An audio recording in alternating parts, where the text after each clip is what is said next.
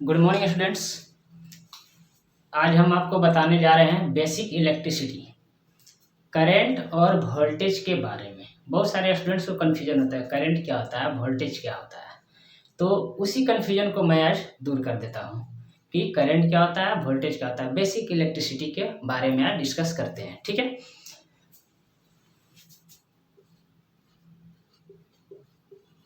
Current versus voltage, current और voltage के बारे में आज हम लोग जानते हैं कि करंट क्या है और वोल्टेज क्या है ना। तो करंट अलग चीज है, वोल्टेज अलग चीज होता है, ठीक है। होता क्या है, करंट किसको बोलते हैं, जैसे एक वायर है ना, यानी कोई भी कंडक्टर है। कंडक्टर किसको बोलते हैं, जिसमें करंट फ्लो होता है वो सभी कंडक्टर कहलाते हैं। कुछ है लिक्विड कंडक्टर, कुछ है सॉलिड कंडक्टर। लिक्विड कंडक्टर जैसे इम्प्योर वाटर है ना, गंदा पानी, उसमें भी करंट फ्लो होता है ना। मरकरी करंट फ्लो होता है। तो ये सब क्या है, लिक्विड कंडक्टर है। डिस्टिल वाटर जो होता है, प्योर डिस्टिल वाटर जो होता है, उसमें करंट फ्लो नहीं होता है, उसको कंडक्टर नहीं बोल सकते हैं, है ना। वो क्या होता है, इंसुलेटर के कैटेगरी में आता है, ठीक है। तो कंडक्टर जिसमें करंट फ्लो होता है ना। तो करंट क्या है, करंट क्या फ्लो होता है, what is current. Electrons, electrons, current को इलेक्ट्रॉन्स बोलते हैं। इलेक्ट्रॉन्स का बहाव को करंट कहते हैं, ठीक है। Flow of electrons is called current, ठीक है।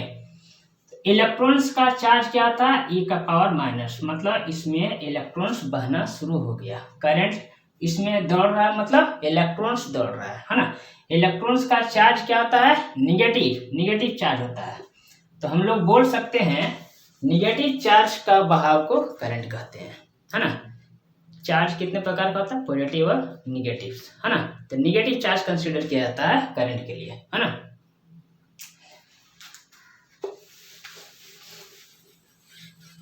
ठीक है। वोल्टेज, वोल्टेज के बारे में जानते हैं। वोल्टेज किसको बोलते हैं, वोल्टेज क्या होता है, वोल्टेज एक तरह का फोर्स होता है ना। फोर्स, क्या फोर्स, इलेक्ट्रोमोटिव फोर्स, ईएमएफ, जिसको शॉर्ट में बोलते हैं ईएमएफ, इलेक्ट्रोमोटिव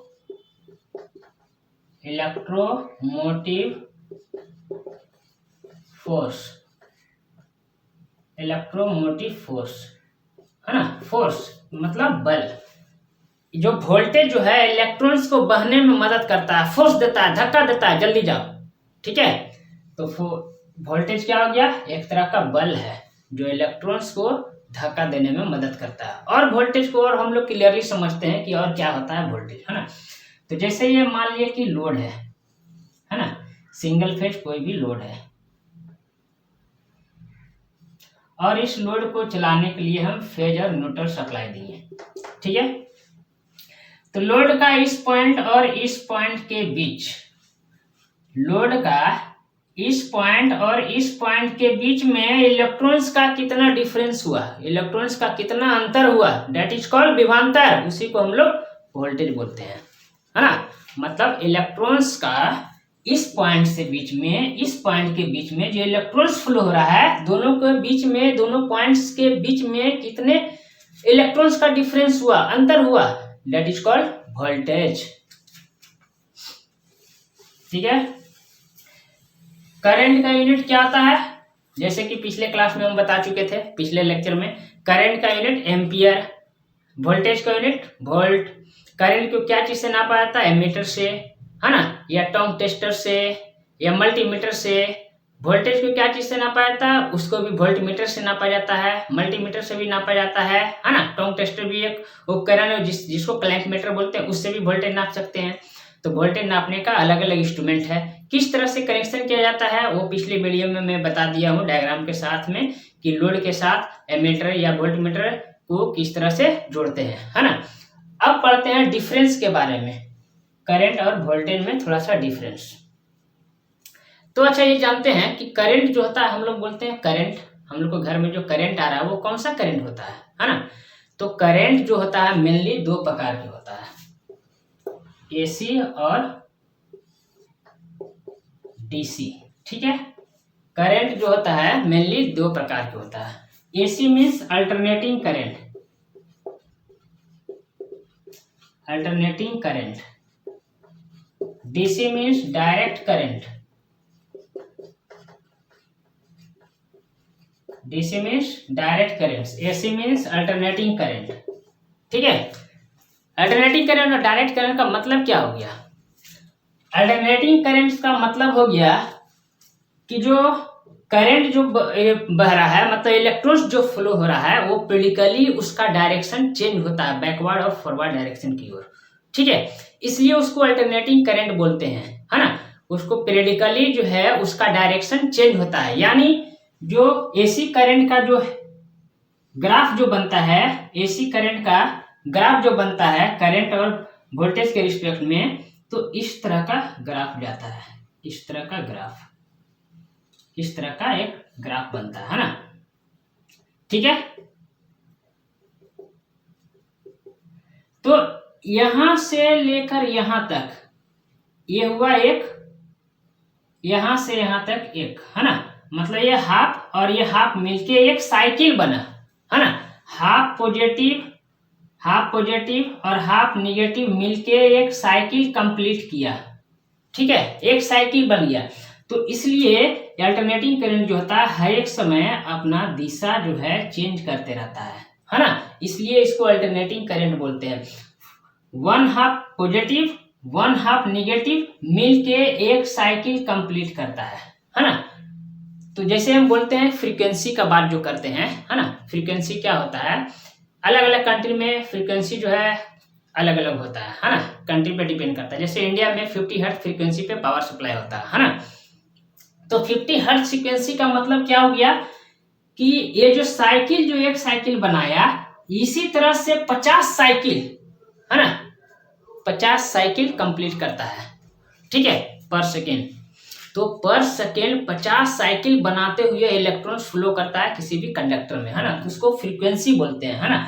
तो इंडिया में जो फ्रीक्वेंसी जो होता है पावर सप्लाई कितना है, 50 है। अदर कंट्री जैसे रशिया ले 60 हर्ट्ज फ्रीक्वेंसी पे सप्लाई होता है। ठीक है, डायरेक्ट करंट में क्या होता है, डायरेक्ट करंट का जो ग्राफ होता है, ये एक्स एक्सिस हो गया, ये वाई एक्सिस हो गया, है ना। यहाँ एक्स एक्सिस और ये वाई एक्सिस। डायरेक्ट करंट में जो ग्राफ जो बनता है इस तरह से एक स्टेडी लाइन होता है, स्टेडी लाइन ग्राफ होता है। मतलब कि डायरेक्ट करंट में इसका डायरेक्शन चेंज नहीं होता है ना। इसका डायरेक्शन चेंज नहीं होता, स्टेडी रहता है, सिंगल डायरेक्शन फ्लो करता है ना। इसलिए इसको डीसी करंट बोलते हैं, है ना। डीसी करंट में फ्रीक्वेंसी नहीं होता है। ठीक है, मजेदार बात है, डीसी करंट में फ्रीक्वेंसी नहीं होता। फ्रीक्वेंसी क्या होता है, जीरो होता है। डीसी करंट का फ्रीक्वेंसी जीरो होता है। ठीक है, और ये दूसरा पॉइंट था। तीसरा पॉइंट समझते हैं, एसी करंट में, है ना। एसी करंट और डीसी करंट का डिफरेंस जान रहे हैं, है ना, उसके बारे में। तो एसी करंट में जो पावर का जो लॉसेस होता है ना, लगभग नहीं के बराबर होता है। मतलब पावर का लॉसेस मेंटेन हो जाता है ना। लेकिन डीसी में पावर का लॉसेस मेंटेन नहीं होता है, इसमें पावर लॉसेस होता है ज्यादा। इसमें पावर लॉसेस होता है और इसमें पावर जो है मेंटेन होता है। इसलिए एसी करंट को लॉन्ग डिस्टेंस के लिए हम लोग ट्रांसमिट कर सकते हैं, लेकिन डीसी करंट को लंबे दूरी तक ट्रांसमिट नहीं कर सकते हैं। क्यों? पावर लॉसेस बहुत ज्यादा होता है ना। तो फोर्थ पॉइंट क्या लिख सकते हैं, फोर्थ पॉइंट हम लोग लिख सकते हैं कि send to large distance, send to large distance, लंबी दूरी के लिए हम लोग भेज सकते हैं एसी करंट को, लेकिन DC current can not be send for a large distance, can not be send to a large distance.